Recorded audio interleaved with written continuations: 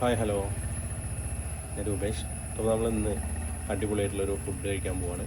നല്ലൊരു അടിപൊളി food spot നിങ്ങൾക്ക് പരിചയപ്പെടുത്താൻ പോവാണ്. അപ്പോൾ നമ്മൾ വീഡിയോ സ്കിപ്പ് ചെയ്യാതെ മുഴുവനായിട്ടും കാണുക. ഇവിടുത്തെ സ്പെഷ്യൽ ഐറ്റംസ് എന്തൊക്കെയാണെന്നൊക്കെ നമ്മളിതിൽ പറയുന്നുണ്ട്. അപ്പോൾ ഇതുപോലുള്ള അടിപൊളി വീഡിയോസ് കാണാനും അതേപോലെ തന്നെ നമ്മൾ ട്രാവൽ വീഡിയോസും പിന്നെ മറ്റനേകം കുക്കിംഗ് വീഡിയോസും ഒക്കെ നമ്മുടെ ചാനലിലുണ്ട്.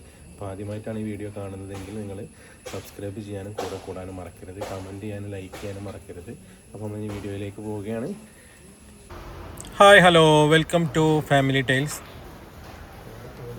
നല്ല ഭംഗിയുള്ള ഇൻറ്റീരിയർ, വളരെ അച്ചടക്കത്തോടെ സെറ്റ് ചെയ്തിട്ടുള്ള ഇരിപ്പിടങ്ങൾ.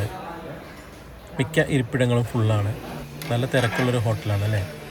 അപ്പോൾ നമ്മൾ പറഞ്ഞിട്ടുള്ളത്, നമ്മൾ 3-4 പേരുണ്ടായിരുന്നു. അപ്പോൾ നമ്മൾ പൊറോട്ടയാണ് കോമൺ ആയിട്ട് നമ്മൾ പറഞ്ഞിട്ടുള്ളത്. പിന്നെ ഓരോ ആളുകളും ഓരോ ടൈപ്പ് കറികളാണ് പറഞ്ഞിട്ടുള്ളത്. അപ്പോൾ ഇതിലെന്താണ് ഒരു രസകരമായ സംഭവം എന്ന് വെച്ചാൽ, ഒരു ബായിയാണ് ഓർഡർ എടുക്കാൻ വന്നത്. നമ്മൾ പറയുന്ന ഭാഷ ആൾക്ക് മനസ്സിലാവുന്നില്ല, ആൾ പറയുന്ന ഭാഷ നമുക്കും മനസ്സിലാവുന്നില്ല. നമ്മൾ ചിക്കൻ കറിയാണ് പറഞ്ഞത്, കടലക്കറിയും പറഞ്ഞിട്ടുണ്ടായിരുന്നു. അപ്പോൾ കടലക്കറി കറക്റ്റ് കിട്ടി, ചിക്കൻ കറി ഇതാണ്.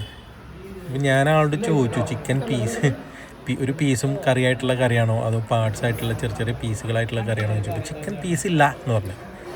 ശരിയാണ്, ഇത് സംഭവം എന്താ വെച്ചാൽ നോർമൽ കറിയാണ്, ഫ്രീ കറി കിട്ടില്ലേ, ആ ഒരു കറിയാണ് കിട്ടിയിട്ടുള്ളത്. പിന്നെ നമ്മളൊരു ബീഫ് ഫ്രൈ പറഞ്ഞിട്ടുണ്ടായിരുന്നു കേട്ടോ. ബീഫ് ഫ്രൈയും ഈ പറഞ്ഞ പോലെ തന്നെ വലിയ ഒരു ആർഭാടം എന്നൊന്നും പറയാനില്ല, എന്നാൽ മോശം എന്ന് പറയാൻ പറ്റുമെന്ന് വെച്ചാൽ അങ്ങനെ പറയാനേ പറ്റുള്ളൂ.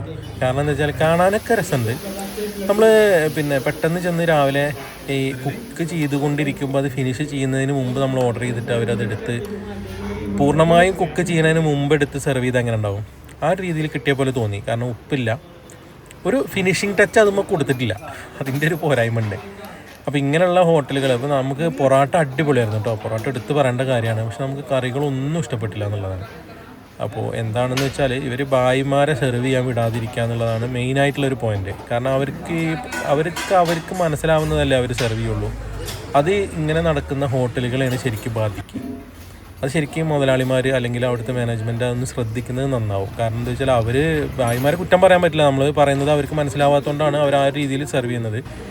ശരിക്കും ഇന്നിപ്പോൾ ആ ഹോട്ടലിൽ നഷ്ടമാണ്. കാരണം 1-2 പേര് ചിക്കൻ്റെ എന്തെങ്കിലും ഐറ്റം എടുക്കാൻ വിചാരിച്ചിരുന്ന ആളുകളാണ്. അതവിടെ ഇല്ല അല്ലെങ്കിൽ ഉണ്ടോ എന്ന് പോലും നമുക്ക് മനസ്സിലായില്ല. ആൾ ഒരു കറി കൊണ്ടുവന്നു, അപ്പോഴേക്കും നമ്മൾ പൊറോട്ടയുടെ ടേസ്റ്റ് കൊണ്ട് അത് പകുതി കഴിച്ചു തുടങ്ങിയിരുന്നു. പിന്നെ ഇപ്പോൾ നമ്മളത് ഓർഡർ ചെയ്യാൻ പോയില്ലല്ലോ.